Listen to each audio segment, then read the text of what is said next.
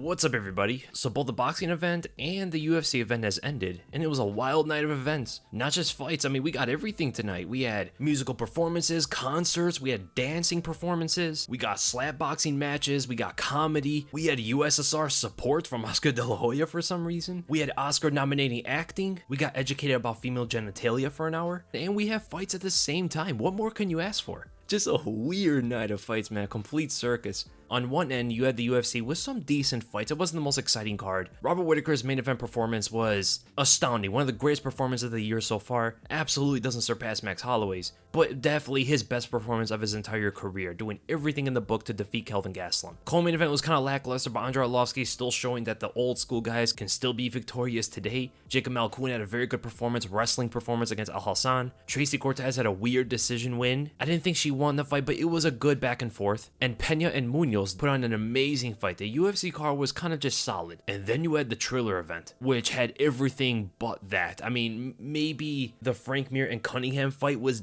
okay. It was pretty decent in terms of skill wise. Frank Mir actually hung in there with a professional boxer, a guy who was never known for a chin, able to take big blows even though he outweighed the guy by 70 pounds. Show some decent boxing skill, using his lead hand at great effect to control the space. But after that, I don't know what happened. So I would watch the UFC, and every commercial break I will look at my other monitor at what's going on in boxing, and I did not see boxing. I saw Snoop Dogg rapping, I saw Too Short with some girl dancing, not mad at that at all, but it's not boxing. And then you have Ric Flair showing up in a garage and walks down to referee a slap boxing match out of absolutely nowhere. You had a comedian start trash talking the fighters backstage, and then we finally go into the next fight after 5 hours of a circus just to hear Oscar De La Hoya quote unquote animated with some powdery help, if you know what I mean. Dana White really had a point about this guy, because man, was he just talking about everything. The guy was even talking about USSR. What is he talking about? I know what he wanted to say, but man, Rose Namajunas definitely saw red when she started hearing him talking about that. And we actually had a really good boxer in Regis Grace. I cannot pronounce his name, I'm so sorry, but one of the best boxers in the light welterweight division. He's dominating the fight, and then his opponent Red Catch fakes a low blow.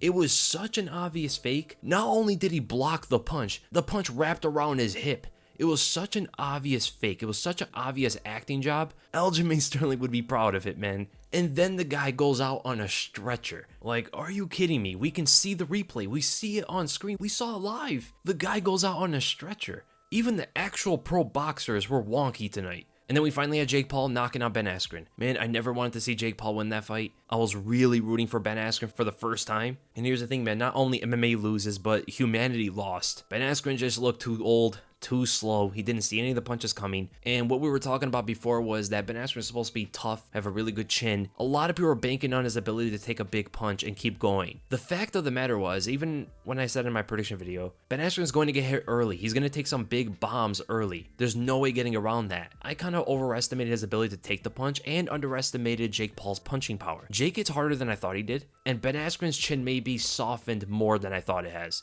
Right, getting knocked out by Jorge Masvidal, taking the big damage from Robbie Lawler. He did not look in great shape coming into this. Ben Askren just may be too old at this point. It's regardless of the point that Jake Paul's a better boxer. He's a better boxer than Ben Askren. Even though the stoppage was pretty bad, it was pretty bad. The ref did not need to stop that fight. I don't think it would have changed the outcome of it necessarily. I think because we saw Ben Askren get dropped by one punch, he was going to get hit again. Would he take another one? I don't think he would have. And he wasn't pressuring Jake Paul the way I thought he was going to. His path to victory was not to stay back and look to counter. His path to victory was to pressure Jake Paul from bell to bell and make him swing wildly and go under those punches and clinch up. It actually worked the only time Ben Askren actually went for that pressure, when he pushed the pace on him. But then he kind of stopped and sat back and allowed Jake Paul to dictate the pace of the fight. He was never going to win that at all. He's not going to win from the distance. The speed difference is too much. The power difference is too much. He's not technical enough. He needed to make it dirty. You can't make it dirty backing up. And that's where ultimately Ben Askren fell to Jake Paul of all people. Gotta give respect to Jake Paul. He's actually taking the sport relatively seriously, and he's training hard. In order to make those kind of improvements, you have to be training hard at this, especially for a guy who's never trained in boxing before. In the last 3 years of training, the guy has improved dramatically. It just shows how good of an athlete he naturally is.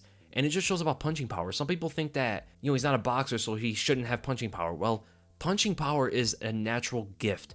It's just something you're born with. You have to develop it through the form of your punches in order to generate that kind of power into your fist. But some guys are naturally bigger punchers than others. Even guys that will never fight in their entire lives, an office worker. You probably have a coworker who can punch someone's lights out and you don't even know it. That's pretty much what Jake Paul is. And that is what you saw here tonight. I mean, he had really good technique to go to the body and then condition Ben Askren by going up for the overhand right and then finding his distance after that to dig in with his punches in order to land cleanly. Good performance by Jake Paul, man, 100%. Just everything else could have been held out. We didn't need to see all the musical performances. And man, how much money did Triller pay for all that? I mean, to have Justin Bieber, Snoop Dogg, all these rappers and singers and comedians and all these people, to have all these people there that were pretty much irrelevant, how much money did they pay for all that? I doubt that Justin Bieber and Doja Cat were going to generate any more pay-per-views for people to buy this. I don't think people were going to buy a boxing match in order to watch Justin Bieber sing.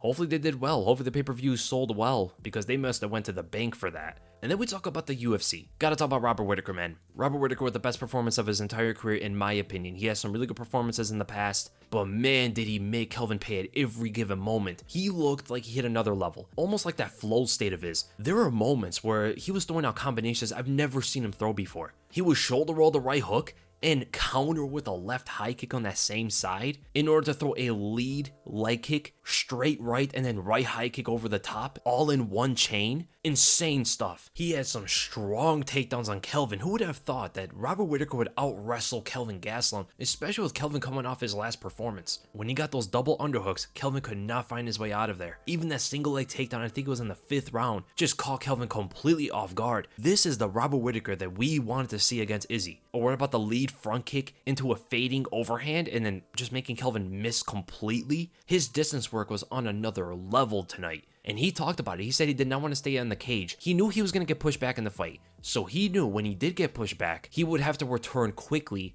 and fade out immediately. And it worked almost every single time. There was like one point in the 4th or 5th round where Kelvin caught him against the cage a bit, and Robert knew not to stay there, man. That was a dangerous position for him to be in. It was a hard fight for him. To his account, I think it was more due to how tough Kelvin Gastelum was and the threat he brought the entire time. Robert Whittaker had no room to be complacent, so it must have been a bit stressful as well, especially tagging a guy from the 1st round to the 5th with big shots, and the guy just does not go away. That first high kick he hit him with was absolutely beautiful. It shows how much of an assassination that right high kick is, man. He has one of the best high kicks in the entire sport. Every single time he threw it at Gastelum nearly got caught clean by it. He just got his guard up right in time before it landed to his head, and because of that, he was never able to defend it perfectly with full solidation. What about when Whittaker would slide back with the right cross and then jab right after? The jab creating more space between them, causing Gastelum's shorter reach to miss. Just absolutely beautiful stuff from Robert Whittaker. I would like to see more side kicks to the knee because every time he threw them, they were effective. It was something I was talking about in my prediction video. I was talking about the front kicks,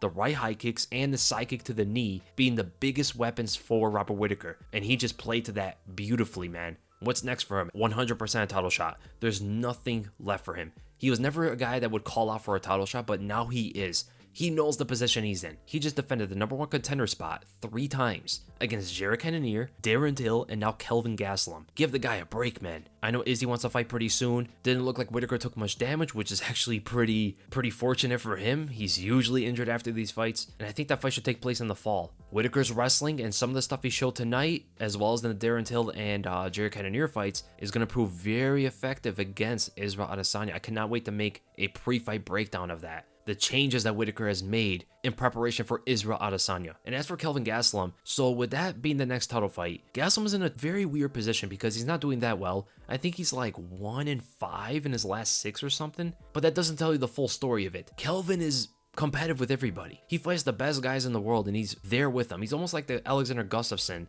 of the middleweight division. So I would say Kelvin Gastelum versus Darren Till maybe is the fight to make next. Kelvin probably needs some time off. Darren Till is going to take some time off due to his injury. I know they fought before, but now they're both coming off losses to Robert Whittaker, and their fight was pretty close. When you look at the rest of the division, nobody else is really competitive with these guys. And Gastelum's pretty much fought everybody else. And in the meantime, you're going to have, maybe we'll do Derek Brunson versus Marvin Vettori for the #1 contendership. The winner of that should get a title shot after Whittaker. Derek Brunson just paid his dues as well. He defended the gatekeeper spot for multiple fights. Marvin Vettori is asking for a title shot, but he needs like one more win in my opinion. And then we'll do the guys coming off losses against the champion and former champion, Paulo Costa versus Jared Cannonier. 2 dangerous strikers going at it, man. That's a fight I would really want to see just in general. So very interesting night of fights. I'm gonna make my Robert Whittaker versus Kelvin Gastelum breakdown probably tomorrow. That means Monday. It's gonna take a bit of time. I mean, Whittaker had to go all technical on me and really showcase a bunch of his stuff that I would just want to break down so badly. I cannot wait to break down Whittaker's performance, man. I hope you guys enjoyed the video. If you did, make sure to thumbs up, enjoy my content, make sure to subscribe, and I'll see you guys